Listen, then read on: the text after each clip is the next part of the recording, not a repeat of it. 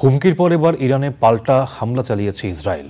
ইরানের রাষ্ট্রীয় টেলিভিশন দেশটির ইস্পাহান শহরে বিস্ফোরণের খবর দিয়েছে, তবে হামলায় হতাহতের কোনো খবর পাওয়া যায়নি।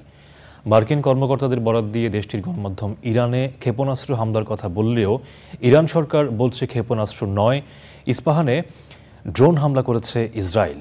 এ শহরেই ইরানের পারমাণবিক স্থাপনা এবং অন্যতম বড় সামরিক বিমান ঘাঁটি রয়েছে। ইরানের কিছু গণমাধ্যম অবশ্য বলছে বাইরে থেকে কোনো হামলা হয়নি। নাজিব বেগ জানাচ্ছেন বিস্তারিত। সিরিয়ার দামেস্কে ইরানের কনসুলেটে প্রাণঘাতী হামলার প্রতিশোধ নিতে সম্প্রতি সরাসরি ইসরায়েলি ভূখণ্ডে ওই হামলা চালিয়েছিল ইরান। হামলার পর এর কড়া জবাব দেওয়ার হুঁশিয়ারি দিলেও সেটি না চালাতে ইসরায়েলকে আহ্বান জানিয়েছিল যুক্তরাষ্ট্র ও বেশ কয়েকটি ইউরোপীয় দেশ। কিন্তু সেই আহ্বান উপেক্ষা করে স্থানীয় সময় শুক্রবার ভোরে ইরানে হামলা চালালো ইসরায়েল। মার্কিন কর্মকর্তাদের বরাত দিয়ে দেশটির সংবাদ মাধ্যম এবিসি নিউজ জানায়, ইসরায়েলি ক্ষেপণাস্ত্র ইরানে আঘাত হেনেছে, কিন্তু ইরান বলছে ক্ষেপণাস্ত্র নয়, ড্রোন হামলা চালিয়েছিল ইসরায়েল। ইরানের রাষ্ট্রীয় টেলিভিশনে বলা হয়েছে, মধ্যরাতের একটু পরে ইস্পাহানের আকাশে 3টি ড্রোন দেখা গেলে ড্রোনগুলো আকাশেই ধ্বংস করে ফেলা হয়। টেলিভিশনে বলা হয়, ইস্পাহানের অবস্থা এখন স্বাভাবিক। ইস্পাহান প্রদেশে ইরানের একটি বড় বিমান ঘাঁটি, অন্যতম একটি ক্ষেপণাস্ত্র উৎপাদন কারখানা এবং বেশ কয়েকটি পরমাণু স্থাপনা রয়েছে। ইসরায়েলের হামলার পর ইরান তাদের আকাশ প্রতিরক্ষা ব্যবস্থা চালু করেছে বলে জানিয়েছে দেশটির বার্তা সংস্থা IRNA। Najib beg, channel I. বিশ্বের বৃহত্তম গণতান্ত্রিক দেশ ভারতের 18তম লোকসভা নির্বাচনের প্রথম দফার ভোট গ্রহণ চলছে। স্থানীয় সময় সকাল 7টা থেকে শুরু হওয়া ভোট গ্রহণ চলবে সন্ধ্যা 6টা পর্যন্ত। প্রথম দফায় 102 আসনে ভোটার 16 কোটি 63 লাখ। ভোট শুরুর আগে দেশবাসীকে রেকর্ড সংখ্যক ভোট দেওয়ার আহ্বান জানিয়েছেন ভারতের প্রধানমন্ত্রী নরেন্দ্র মোদী। কোচবিহার এবং জলপাইগুড়িতে বিজেপি ও তৃণমূলের সমর্থকদের মধ্যে সংঘর্ষ হয়েছে। বিস্তারিত মাহফুজুল হাসানের রিপোর্টে। ভারতে লোকসভা নির্বাচনে প্রথম দফায় 102 আসনে ভোট গ্রহণ চলছে। এর মধ্যে রয়েছে পশ্চিমবঙ্গের 3টি আসন, জলপাইগুড়ি, আলিপুরদুয়ার এবং কোচবিহার। এছাড়াও অরুণাচল প্রদেশ, মণিপুর এবং মেঘালয়ের 2টি করে আসনে ভোট গ্রহণ হচ্ছে। একটি করে আসনে ভোট গ্রহণ চলছে ছত্তিশগড়, মিজোরাম, নাগাল্যান্ড, সিকিম, ত্রিপুরা, আন্দামান ও নিকোবর, জম্মু ও কাশ্মীর, লাক্ষাদ্বীপ এবং পন্ডিচেরিতে। বিহারের 4 আসনেও চলছে ভোট গ্রহণ। পাশাপাশি উত্তরাখণ্ড এবং মহারাষ্ট্রে 6 আসন, উত্তরপ্রদেশের 8 আসন, রাজস্থানের 12 আসনে ভোট গ্রহণ করাচ্ছে দেশটির নির্বাচন কমিশন। দক্ষিণ ভারতের তামিলনাড়ু রাজ্যে 39টি আসনে ভোট গ্রহণ চলছে। ভারতের নির্বাচন কমিশনের হিসাব বলছে, এবারের নথিভুক্ত ভোটারের সংখ্যা 96 কোটি 88 লাখ। এর মধ্যে নারী ভোটার রয়েছেন 47 কোটি 10 লাখ এবং পুরুষ ভোটার 49 কোটি 70 লাখ। 48,000 ট্রান্সজেন্ডার ভোটার ছাড়াও এবার শতবর্ষী ভোটারের সংখ্যা 2 লাখেরও বেশি। 102 আসনের মোট 10,05,000 ভোট কেন্দ্রে 55 লাখ ইভিএম এর মাধ্যমে ভোট গ্রহণ চলছে। ভোট শুরুর ঠিক আগে এক্স হ্যান্ডেলে পোস্ট করে দেশবাসীকে রেকর্ড সংখ্যক ভোট গ্রহণের আবেদন জানিয়েছেন ভারতের প্রধানমন্ত্রী নরেন্দ্র মোদী। ইংরেজি, হিন্দি, তামিল, মারাঠি, বাংলা এবং অসমিয়া মোট 6 ভাষায় পোস্ট করেছেন তিনি। এখন পর্যন্ত বড় কোনো বিশৃঙ্খলা না হলেও শুক্রবার সকালে পশ্চিমবঙ্গের কোচবিহার এবং জলপাইগুড়িতে বিজেপি ও তৃণমূলের সমর্থকদের মধ্যে সংঘর্ষের খবর পাওয়া গেছে। নির্বাচনের সার্বিক নিরাপত্তা নিশ্চিত করতে কেন্দ্রীয় বাহিনী ছাড়াও রাজ্য পুলিশ সহ আইন শৃঙ্খলা রক্ষাকারী বাহিনীর সদস্যরা সার্বক্ষণিক নিয়োজিত থাকবে। আকাশপথ এবং ড্রোনের সাহায্যেও নিরাপত্তা নিশ্চিত করার কথা জানিয়েছেন দেশটির নির্বাচন commission. Mahfuzul Hasan, channel I.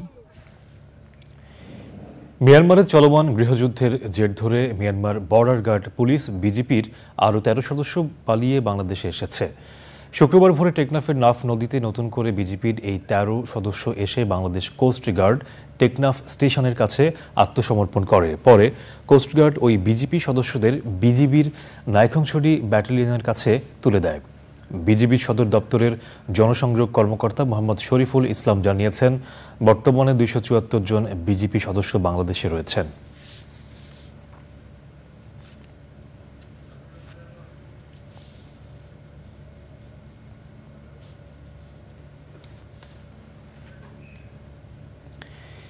ঈদের পর বাজারে আলু পেঁয়াজের দাম বেড়ে গেছে। সরকার তেলের দাম 4 টাকা বাড়ালেও এখনও খুচরা বাজারে আগের দামে তেল পাওয়া যাচ্ছে। টমেটো শসার দাম কমলেও ফুলকপি বেগুনসহ কিছু সবজির দাম বেড়েছে। মাসরুর শাকিলের রিপোর্ট। ঈদের পর এখনও পুরোপুরি জমে ওঠেনি রাজধানীর বাজারগুলো। তেলের দাম 4 টাকা বাড়িয়েছে বাণিজ্য মন্ত্রণালয়। পুরনো মজুদ থাকায় এখনও আগের দামে বিক্রি হচ্ছে ভোজ্য তেল। সয়াবিন তেল এখনও বাজারে আগের রেডি আছে, কারণ আগের রেটে আমার কাছে যতটুকু আছে আমি তো ততক্ষণ পর্যন্ত আগের রেটেই বিক্রি করব। নতুন রেট আসলে পরে দেখা যাবে, নতুন রেটের মাল নতুন রেটে বিক্রি করবো। তবে বেড়ে গেছে পেঁয়াজ ও আলুর দাম। দেশের আলু হলো 45-44 পাইকারি বাজারে, আমরা বেশি 50, আর পেঁয়াজ হলো পূর্বের বাজার 55-60 আছে। আমরা যে আলু হলে কেমনে কইতাম, এটা আরত দ্বারা কইতে পারবো, বড় বড় স্টোর যারা পার্টি হেরা কইতে পারবো। ঈদের পরপর মুরগির দাম কিছুটা কমলেও এখন আবার বাড়তির দিকে বেড়ে গেছে। কত 360 টাকা চাইলো, 350 টাকা রাখছে। কেজিতে 15-20 টাকা বাড়ছে, তারপরে 350। কিছু সবজির দাম কমেছে, গরমে বেড়ে গেছে লেবুর চাহিদা, তাই দামও বেশি। লেবুর দাম বাড়তে, হ্যাঁ। লেবু হালি আছে, একটা আছে 120, একটা আছে 100, আবার একটা আছে 50, একটা আছে 60। প্রাণ জুড়াতে ডাবের পানি পান করতে প্রতিটিতে গুনতে হবে 120 টাকা। ডিমের ডজন 120 টাকা এবং গরুর মাংসের দাম 750 টাকায় অপরিবর্তিত আছে। Masrur Shakil, channel I, Dhaka. সব সদস্যকে সাথে নিয়েই ক্রান্তিকাল অতিক্রম করতে চায় আন্তর্জাতিক মুদ্রা তহবিল IMF। সংস্থাটির ব্যবস্থাপনা পরিচালক ক্রিস্টালিনা গিওর্গিভা বলেছেন, স্বল্পোন্নত এবং উন্নয়নশীল সদস্যদের সামষ্টিক অর্থনৈতিক স্থিতিশীলতা ঠিক রাখতে যে কোনো সহায়তা নিয়ে পাশে দাঁড়ানো তার অন্যতম অগ্রাধিকার। এশিয়া এবং প্রশান্ত মহাসাগরীয় অঞ্চল নিয়ে আলাদা সংবাদ সম্মেলনে সংস্থাটির পরিচালক কৃষ্ণা শ্রীনিবাসন বলেছেন, বাংলাদেশকে অবশ্যই বাজারভিত্তিক বিনিময় হার চালু করতে হবে। রিজভি নেওয়াজের রিপোর্ট। দ্বিতীয়বারের মতো আন্তর্জাতিক মুদ্রা তহবিল IMF এর ব্যবস্থাপনা পরিচালক হিসেবে দায়িত্ব পাওয়ার বিষয়টি নিশ্চিত হয়েছে ক্রিস্টালিনা গিওর্গিভার। সংস্থাটির সদর দপ্তরে বিশ্বব্যাংক গ্রুপের বসন্তকালীন সভায় আগামী দিনের বৈশ্বিক নীতি বিষয়ক সংবাদ সম্মেলনে 3 অগ্রাধিকারের কথা জানিয়েছেন তিনি। জিডিপির তুলনায় কম রাজস্ব আয় করে এমন দেশে অভ্যন্তরীণ সম্পদ আহরণ বৃদ্ধি, মন্দার ঝুঁকিতে পড়া অর্থনীতিতে প্রবৃদ্ধি সঞ্চার করা এবং সদস্য দেশগুলোর পাশে দাঁড়ানোর কর্মপরিকল্পনা তুলে ধরেন Kristalina. In a world of more frequent shocks, we know we will be tested again. And to quote Winston Churchill, this is no time for ease and comfort. It is time to dare and endure. And there we will, as we have done in the past years, to serve our members in the best possible way, tailored to their individual needs. Asia প্রশান্ত মহাসাগরীয় অঞ্চলের দেশগুলোর অর্থনীতির হালনাগাদ জানাতে সংবাদ সম্মেলনে মূল্যস্ফীতি নিয়ন্ত্রণে বাংলাদেশের সফল না হওয়ার কারণ জানতে চাওয়া ছিল সংস্থাটির পরিচালকের কাছে। Now you're right about the fact that the exchange rate, the reserve position has not improved as much. And that partly relates to the fact, of course, you had the elections which kind of put people on, when you have elections, there's always some uncertainty about prospects. So that affected part of the financial account. But also, I think it's important for Bangladesh to transition to a more flexible exchange rate regime. That will be important to build external resilience and build buffers and build reserves. So I think that is the area where engagement and dialogue continues in terms of allowing the exchange rate to be more flexible so that reserves can be built up. So that in a sense will be a key priority for the country. Inflation is a worst kind of a tax on the poor. So you have to bring inflation back on track, which will require further tightening of monetary policy joined with consolidation on the fiscal side. So fiscal and monetary have to act together to bring inflation back to target. মুদ্রা বিনিময় হারের ফলে সংকটে পড়া শতাধিক দেশকে গত 2 বছরে $300 বিলিয়ন ঋণ দিয়েছে আইএমএফ। প্রায় 2 বছর হলো বাংলাদেশের মূল্যস্ফীতি 10 ভাগের কাছাকাছি। আইএমএফের পরামর্শ মেনেও সরকার এখানে কার্যকরী কোনো সাফল্য দেখাতে পারেনি। সংস্থাটি বলছে পাশের দেশ ভারত এবং শ্রীলঙ্কা পেরেছে, বাংলাদেশ কেন পারছে না? রাজস্ব নীতি এবং মুদ্রানীতির ভালো সমন্বয় হলে এটি করা অসম্ভব নয়। রিজভিন আওয়াজ, চ্যানেল আই, ওয়াশিংটন ডিসি, যুক্তরাষ্ট্র। বাংলাদেশ চলচ্চিত্র শিল্পী সমিতির নির্বাচনে ভোট গ্রহণ চলছে। জুমার নামাজের বিরতি দিয়ে বিকেল 5টা পর্যন্ত ভোট গ্রহণ চলবে। 21 সদস্যের কমিটির এই নির্বাচনে 6 জন স্বতন্ত্র সহ 2টি প্যানেল থেকে 48 জন প্রার্থী প্রতিদ্বন্দ্বিতা করছেন। এই মুহূর্তে বিএফডিসিতে আছেন জাকিয়া আক্তার, সরাসরি যাব তার কাছে। জাকিয়া, বাংলাদেশ চলচ্চিত্র শিল্পী সমিতির নির্বাচনে এই মুহূর্তে ভোট গ্রহণের কি অবস্থা দেখছেন আপনি আমাদের জানাবেন।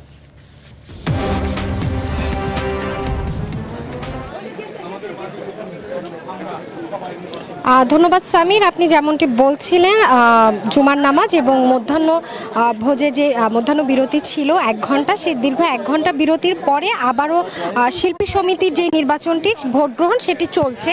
আমরা সকাল 9টা থেকে আসলে ভোট গ্রহণটি শুরু হয়েছে এবং প্রায় 3.5 ঘন্টা ভোট গ্রহণ শেষে দীর্ঘ 1 ঘন্টার একটি বিরতিতে গিয়েছিল। আমরা যতদূর জানতে পেরেছি এই মুহূর্তে 3.5 ঘন্টা পর্যন্ত প্রায় 100-র বেশি ভোট কাস্ট হয়েছে। তো আপনাকে একটু জানিয়ে রাখি যে 21 সদস্য বিশিষ্ট কমিটির এই নির্বাচনে 6 জন স্বতন্ত্র সহ 2টি প্যানেল থেকে 48 জন প্রার্থী প্রতিদ্বন্দ্বিতা করছেন এবং প্যানেল দুটি রয়েছে, একটি মিশা সওদাগর এবং দীপজন প্যানেল, অন্যটি হয়েছে নিপুণ এবং মাহমুদ কনি প্যানেল। সেই প্যানেলে এই হাড্ডাহাড্ডি লড়াই চলছে এবং আমরা সকাল থেকে দেখেছি নবীন প্রবীণ শিল্পীরা এখানে ভোট দিতে এসেছেন। এখানে আবুল হায়াত, আসাদুজ্জামান নূর থেকে শুরু করে অপু বিশ্বাস এবং আরও বেশ জনপ্রিয় অভিনেতা অভিনেত্রীরা ভোট দিতে এসেছেন। আমরা যতদূর জানতে পেরেছি আর আধা ঘন্টা পর থেকে আসলে আরও বেশি জমজমাট হবে এই নির্বাচনটি, কারণ সবাই আসলে জুমার নামাজ শেষ করে এবং শুক্রবারে যে বিরতিটা থাকে সেটি শেষ করে হয়তোবা 4টার দিকে আরও ভোটারদের সমাগম ঘটবে এবং ভোটাররা তাদের স্বতঃস্ফূর্ত ভোট দিয়ে এবারকার যারা প্যানেল আছে, 2টি হেভিওয়েট প্যানেল আছে, সেই হেভিওয়েট প্যানেল প্রার্থীদেরকে জয়ী করার চেষ্টা করবেন এবং তারা যেটি বলছেন যে এবার তারা আসলে শিল্পীদের স্বার্থে যারা আসলে কাজ করবেন তাদেরকে জয়ী করার চেষ্টা করছেন তারা। সামির, জাকি, আপনাকে ধন্যবাদ। আপনি সেখানে থাকুন, পরবর্তীতে আপনার মাধ্যমে আমরা দর্শকদের আরও তথ্য জানিয়ে দেব। বাংলাদেশের জাতীয় পতাকার অন্যতম নকশাকার বীর মুক্তিযোদ্ধা শিব নারায়ণ দাস মারা গেছেন। শুক্রবার সকালে রাজধানীর বঙ্গবন্ধু শেখ মুজিব মেডিকেল বিশ্ববিদ্যালয় হাসপাতালের নিবিড় পরিচর্যা কেন্দ্রে চিকিৎসাধীন অবস্থায় তার মৃত্যু হয়। তিনি দীর্ঘদিন ধরে শ্বাসকষ্ট সহ বার্ধক্যজনিত জটিলতায় ভুগছিলেন। বীর মুক্তিযোদ্ধা শিবনারায়ণ দাসের চোখ সন্ধানীতে এবং দেহ বঙ্গবন্ধু শেখ মুজিব মেডিকেল বিশ্ববিদ্যালয়ে দান করেছে তার পরিবার। তার মরদেহ বারডেম হাসপাতালের হিমঘরে রাখা হবে। সর্বস্তরে শ্রদ্ধা নিবেদনের জন্য শিব নারায়ণ দাসের মরদেহ শনিবার কেন্দ্রীয় শহীদ মিনারে নেওয়া হবে। সেখান থেকে কুমিল্লায় নেওয়া হবে তার মরদেহ। সেখানে শ্রদ্ধা নিবেদন শেষে বিকেলে ঢাকায় নিয়ে আসা হবে। 1970 সালের 6 জুন ঢাকা বিশ্ববিদ্যালয়ের সে সময়ের ইকবাল হলের 116 নম্বর কক্ষে রাত 11টার পর পুরো পতাকার নকশা সম্পূর্ণ করেন তিনি। এ পতাকাই পরে 1971-এর 2রা মার্চ ঢাকা বিশ্ববিদ্যালয়ের বটতলায় উত্তোলন করা হয়। 1971 সালের 23শে মার্চ পাকিস্তান দিবসে সমগ্র পূর্ব পাকিস্তানের বিভিন্ন স্থানে পাকিস্তানের জাতীয় পতাকার পরিবর্তে শিব নারায়ণ দাসের নকশা করা বাংলাদেশের পতাকা উত্তোলন করা হয়।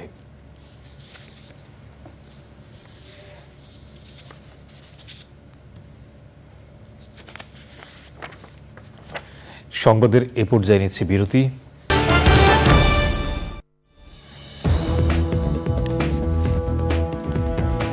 বিরতির পর আবারও আমন্ত্রণ। ভারতের 18তম লোকসভা নির্বাচনের প্রথম দফায় পশ্চিমবঙ্গের 3টি এলাকায় ভোট গ্রহণ চলছে। পশ্চিমবঙ্গের কলকাতা থেকে সেসব এলাকার চলমান পরিস্থিতির কথা জানাতে আমাদের সাথে যোগ দিচ্ছেন সিনিয়র সাংবাদিক দেবজিৎ গাঙ্গুলি। সরাসরি যাব তার কাছে। দেবজিৎ, লোকসভা নির্বাচনে পশ্চিমবঙ্গের যে এলাকাগুলোতে ভোট গ্রহণ চলছে সেখানকার কিছু এলাকায় সংঘর্ষের খবর পাওয়া গেছে, তো আপনি সার্বিক পরিস্থিতিটা কেমন দেখছেন আমাদের জানাবেন। প্রথমেই আপনাকে বলে রাখি যে সকালবেলা থেকে যে নির্বাচন প্রক্রিয়া চলছে 543টা আসনে সারা ভারতবর্ষের নিরীক্ষে একেবারে 28টা রাজ্য জুড়ে এই নির্বাচন চলছে। পশ্চিমবাংলা তার ভেতরে অন্যতম এবং একেবারেই নজর কাটছে, তার কারণ সকাল থেকেই কিন্তু বিচ্ছিন্নভাবে বিভিন্ন জায়গা থেকে কিন্তু বারবার করে ঝামেলা এবং মারপিটের খবর আসছে, বোমা মজুদ আছে এমন খবর আসছে। বিশেষ করে শীতলকুচিতে যেখানে 260 নম্বর বুথ, এই একটি বুথে একটি সাধারণ ভোটারকে একেবারে তৃণমূলের তরফে নাকি মারা হয়েছে এমনটাই কিন্তু খবর, এবং তাতে যে ব্যক্তিকে মারধর করা হয়েছে তার ডান চোখ কিন্তু একেবারে নষ্ট হয়ে গেছে বলে ডাক্তাররা জানাচ্ছেন। এছাড়াও কিন্তু বিভিন্ন বুথ জ্যাম বা বিভিন্ন জায়গায় যে বুথগুলো আছে আলিপুরদুয়ার, কুচবিহার, জলপাইগুড়ি ছাড়া তুলনামূলকভাবে জলপাইগুড়িতে কিন্তু সেই ঝামেলার আভাস কিন্তু দেখা যাচ্ছে না, কিন্তু আলিপুরদুয়ার আর কুচবিহারে এখানে কিন্তু চূড়ান্ত এক ঝামেলার মুখোমুখি হচ্ছে এমনটাই কিন্তু সেই স্থানীয় জায়গা থেকে খবর। শ্রমিক দেবজিৎ, আপনাকে ধন্যবাদ ভারত থেকে যুক্ত হয়ে লোকসভা নির্বাচনের সর্বশেষ খবর জানিয়ে দেওয়ার জন্য। সংযুক্ত আরব আমিরাতে বন্যার কারণে দুবাই ও শারজাগামী অনেক ফ্লাইট বাতিল করা হয়েছে। বিলম্বিত হয়েছে বেশ কিছু ফ্লাইটের শিডিউল, ভোগান্তিতে পড়েছেন যাত্রীরা। এ নিয়ে বিস্তারিত জানতে হজরত শাহজালাল আন্তর্জাতিক বিমানবন্দর থেকে যোগ দিচ্ছেন চকর মালিথা। সরাসরি যাব তার কাছে। চকর, হজরত শাহজালাল আন্তর্জাতিক বিমানবন্দর থেকে ফ্লাইট চলাচলের বর্তমান পরিস্থিতি সম্পর্কে আপনার কাছে কি তথ্য রয়েছে?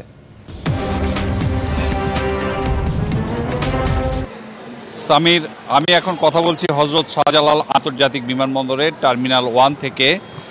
গত কয়েকদিন ধরে যে সংযুক্ত আরব আমিরাতে যে ভারী বর্ষণ এবং বর্ষণের কারণে যে বন্যা হয়েছে, এবং এখন সংযুক্ত আরব আমিরাতে একটা মেঘাচ্ছন্ন আবহাওয়া এবং তার কারণে যে একটা বন্যার যে একটা অবস্থা, সেই কারণে দুবাই, শারজা এবং আবুধাবিগামী বেশিরভাগ ফ্লাইট এখন পর্যন্ত হজরত শাহজালাল আন্তর্জাতিক বিমানবন্দরের যে তথ্য আছে তাতে হলো 12টার বেশি ফ্লাইট বিভিন্ন এয়ারলাইন্সের, মূলত Emirates, fly Dubai, air Arabia এবং বিমান বাংলাদেশ এয়ারলাইন্স এবং ইউএস বাংলা এয়ারলাইন্সের মোট 12টি ফ্লাইট বাতিল করা হয়েছে। আর বেশিরভাগ ফ্লাইটই ডিলে অর্থাৎ বিলম্বে ছাড়ছে।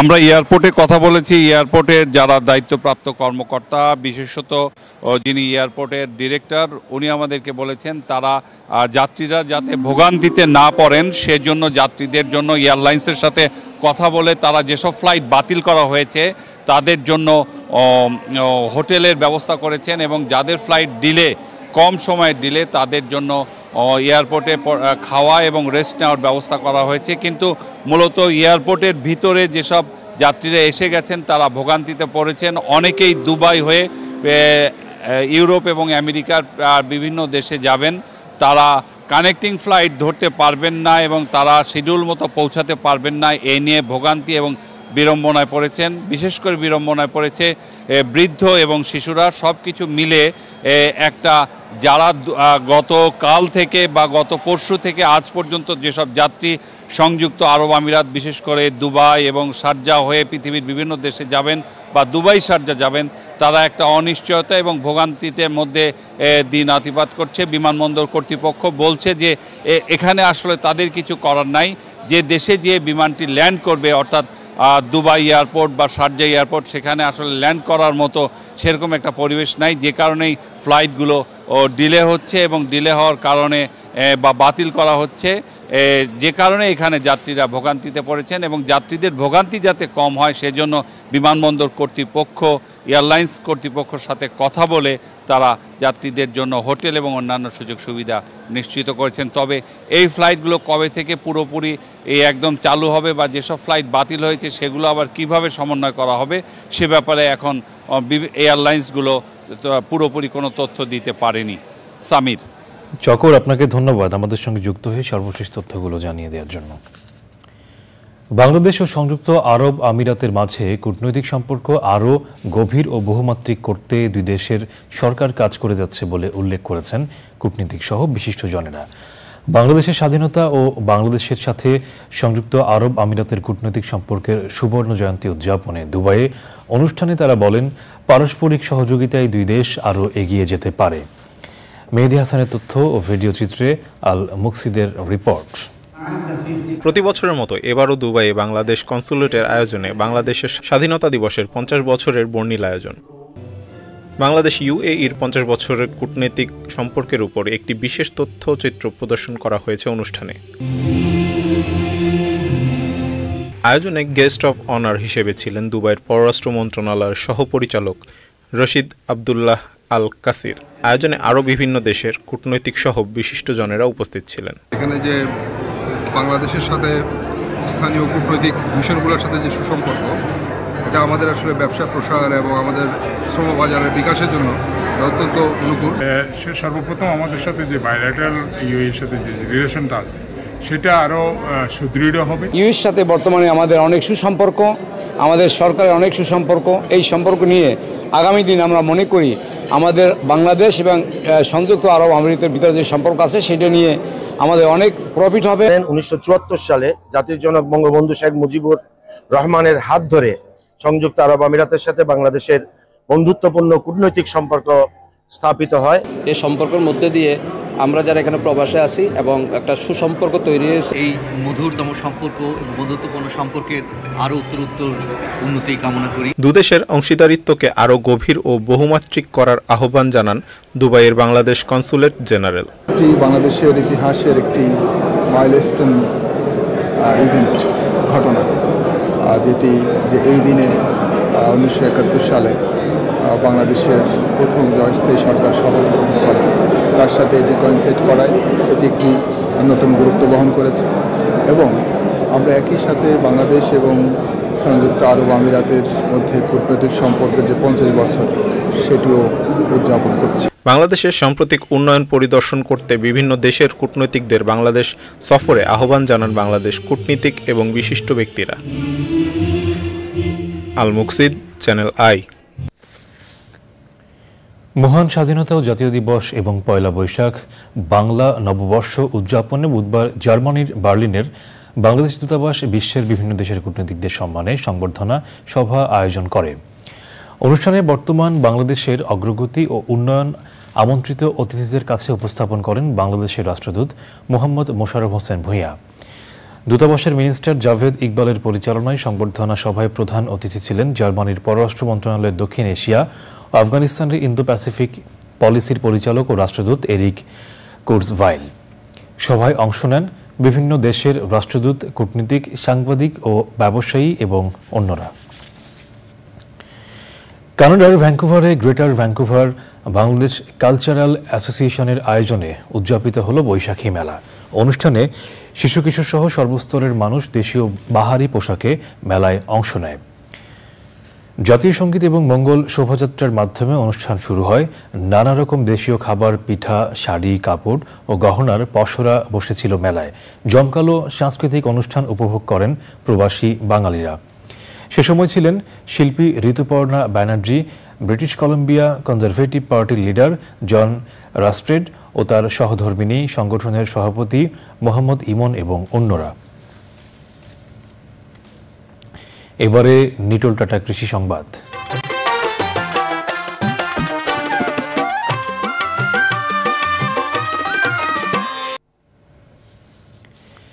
দিনাজপুরে বাউ মুরগি পালন করে নিজের আর্থিক অবস্থা বদলেছেন গৃহিণী নাজমা বেগম। বাউ মুরগিতে রোগবালাই কম, অন্য যে কোনো জাতের মুরগির তুলনায় ওজন বেশি ও অল্প দিনেই বাজারজাত করা যায়। নাজমা বেগমের সাফল্যে অনুপ্রাণিত হয়ে অনেকেই বাউ মুরগির খামার করার আগ্রহ দেখিয়েছেন। দিনাজপুর থেকে শাহ আলম শাহীর পাঠানো তথ্য ভিডিও চিত্রে সুদীপ্তা মাহমুদের রিপোর্ট। দিনাজপুর সদর উপজেলার শেখপুরা ইউনিয়নের মাধবপুর গ্রামের নাজমা বেগমের বাউ মুরগির খামারে 750 মুরগি রয়েছে। নাজমা বেগম ঘরের কাজের পাশাপাশি 10 বছর ধরে মুরগি পালন করছেন। তবে 8 মাস আগে প্রথম বাউ মুরগি পালন শুরু করেন। অর্থ উপার্জন করে পরিবারে সচ্ছলতাও এনেছেন। শুরুতে 300 মুরগির বাচ্চা নিয়ে শুরু করলেও এখন তার খামারে 750 বাউ মুরগি রয়েছে। 300 মুরগি লাগাইছিলাম, লাগাতে খুব লাভ হয়ে গেছে। মুরগি ভালো ছিল, মাংস বিক্রি হয়ে গেছে, মাংস খাইতেও টেস্ট, অনেকে আসে নিয়ে গেছে। ফার্মে কিছু হয়েছে, অল্প একটু দিতে আমরা টাকা করছি ভালো। আবার এবার মুরগি লাগাইছি 700, ভালো এই মুরগিতে লাভ আসছে। পল্লী কর্ম সহায়ক ফাউন্ডেশন PKSF এর সহায়তায় বাউ মুরগি লালন পালনে খামারিদের প্রশিক্ষণ ও অন্যান্য উপকরণ সহায়তা দিয়েছে মহিলা বহুমুখী শিক্ষা কেন্দ্র MBSকে। তাদের সহায়তায় জেলায় মুরগির 30টি বাণিজ্যিক খামার গড়ে উঠেছে। এই মুরগিটা পালনে খামারিরা ব্যাপক সফলতা পেয়েছে এবং খামারিদের মাঝে ব্যাপক একটা সাড়া জেগেছে।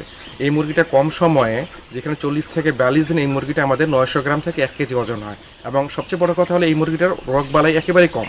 রোগবালাই কম হওয়ার কারণে মৃত্যু হার বা যেটাকে বলা হয় মর্টালিটি অনেক কম। এবং এই মুরগিটা কম সময়ে গ্রোথ রেটটা অনেক বেশি, যেটাকে বলা হয় FCR মানে ফিড কনভার্সন রেশিও। এটা হচ্ছে 2.1, মানে 2 কেজি খাবার খেয়ে এই মুরগিটা 1 কেজি ওজন হয়, যার ফলে খামারিরা অল্প সময়ে মোটামুটি একটি ভালো লাভের মুখ দেখে। বাউ মুরগি উদ্ভাবন করেছেন বাংলাদেশ কৃষি বিশ্ববিদ্যালয়ের একদল গবেষক। Sudipta Mahmud, channel I. এবারে প্রকৃতি সংবাদ।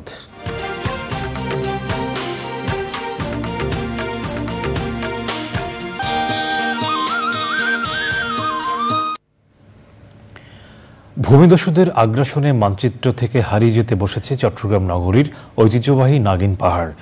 দীর্ঘদিন ধরে পাহাড় কাটার কারণে আশপাশের পরিবেশ হুমকিতে পড়েছে। পরিবেশ অধিদপ্তরের অভিযানের পরও পাহাড় কাটা বন্ধ হয়নি, বরং আবাসিক এলাকা ও বহুতল ভবন গড়ে তোলা হয়েছে। পাহাড় খেকোদের বিরুদ্ধে কঠোর ব্যবস্থা নেওয়ার আশ্বাস দিয়েছে জেলা প্রশাসন। চৌধুরী ফরিদের তথ্য ভিডিও চিত্রে আলিমাল রাজির রিপোর্ট। একটা সময় চট্টগ্রামের অন্যতম বড় ও উঁচু পাহাড় ছিল নাগিন পাহাড়, কিন্তু তা কেবলই এখন নথিতে। দীর্ঘদিন ধরে প্রভাবশালীদের আগ্রাসনে প্রায় শেষ নাগিন পাহাড়। পাহাড় কেটে নির্মাণ করা হয়েছে আবাসিক এলাকা ও বহুতল ভবন। সবশেষ পাহাড়টির অবশিষ্টাংশ কেটে এর অস্তিত্ব মুছে ফেলার তোড়জোড় শুরু করেছে পাহাড় খেকোরা। টিনের বেড়া দিয়ে তৈরি হচ্ছে নানা আকৃতির প্লট। রাতে পাহাড় কেটে তা আবার দিনের আলোতে ঢেকে রাখা হয়। ধামাচাপা দেওয়ার জন্য রোপণ করা হচ্ছে কলা গাছ। নাগিন পাহাড় সেটা কাটা হচ্ছে খুবই একদম খোলাখুলিভাবেই। আমরা পুলিশকে অবহিত করেছি, পরিবেশ অধিদপ্তর এখানে এসছে। গত 3 দিন ধরে এই পাহাড়টি কাটা হচ্ছে। আমরা কিন্তু প্রশাসনকে জরুরি ভিত্তিতে আমরা থানাকে সাধারণত ফোন দিয়ে থাকি। থানা থেকে আমরা কিন্তু রেসপন্সটা যেভাবে পাওয়ার কথা এটা পাইনি। ধ্বংসযজ্ঞ নির্বিঘ্ন করতে আশপাশের পুরো এলাকায় সিসিটিভি ক্যামেরাও বসিয়েছে অপরাধীরা। 2/3 পাহাড় আগে কাটা হয়ে গেছে। যে কয়েকটা পাহাড় অবশিষ্ট আছে সেগুলিও সরকারের যথাযথ উদ্যোগের অভাবে দিনটা নিশ্চিহ্ন করা হচ্ছে। তার একটা উদাহরণ হচ্ছে এই পাহাড় কাটাটা। বাইজিৎ থানা থেকে 300 মিটার দূরে এখানে দিনে রাতে পাহাড় কাটা হচ্ছে। এটা হচ্ছে আমি বলবো প্রশাসনিক যথেষ্ট উদ্যোগের অভাব। পাহাড়টার বর্তমান অবস্থা খুবই ভয়াবহ। খুব দ্রুত আসলে যদি এটাকে আমরা প্রতিরোধ করতে না পারি, চট্টগ্রামে এটাও একটা ইতিহাস হয়ে থাকবে। আমরা এটাকে আর বাস্তবে কখনো দেখতে পাবো না। এমন পরিস্থিতিতে অবশিষ্ট পাহাড় রক্ষায় কঠোর ব্যবস্থা নেওয়ার আশ্বাস দিয়েছে জেলা প্রশাসন। বিভিন্ন সময়ে এক শ্রেণীর একটি গোষ্ঠী রয়েছে যারা সুযোগ পেলেই তারা পাহাড় কাটার চেষ্টা করে, পাহাড়ের মাটি কাটার চেষ্টা করে। যাদের সম্পৃক্ততা পাওয়া গেছে, যাদের মালিকানাধীন, এটি ব্যক্তি মালিকানাধীন, তাদের নামে মামলা হবে, তাদের নামে পরিবেশ সংরক্ষণ আইনে মামলা হবে এবং হাইকোর্ট বিভাগের নির্দেশনা অমান্যের দায়ে মামলা হবে। সংশ্লিষ্ট ও এলাকাবাসী বলছেন, পরিকল্পিতভাবে চারপাশ থেকে পাহাড় কাটা বন্ধ না হলে পুরোপুরি হারিয়ে যাবে ঐতিহ্যবাহী নাগিন পাহাড়। আলিমাল রাজি, প্রকৃতি ও জীবন ডেস্ক, চ্যানেল আই। এবারে অন্যান্য সংবাদ। রাজধানীর হযরত শাহজালাল আন্তর্জাতিক বিমানবন্দরের 3য় টার্মিনালের দেয়াল ভেঙে রায়দা পরিবহনের একটি বাস ঢুকে সিভিল এভিয়েশনের সিনিয়র প্রকৌশলী মাইদুল ইসলাম সিদ্দিকী নিহত হয়েছেন। রায়দা পরিবহনের বাসটি নিয়ন্ত্রণ হারিয়ে 3য় টার্মিনালের নিরাপত্তা দেয়াল ভেঙে ভেতরে ঢুকে যাওয়ার সময় মোটরসাইকেল চালিয়ে যাচ্ছিলেন সিভিল এভিয়েশনের ওই প্রকৌশলী। তার মোটরসাইকেলটি রায়দা পরিবহনের বাসের নিচে চলে যায়। গুরুতর আহত অবস্থায় কুর্মিটোলা জেনারেল হাসপাতালে নিয়ে যাওয়া হলে কর্তব্যরত চিকিৎসক তাকে মৃত ঘোষণা করেন। এবারে খেলার খবর।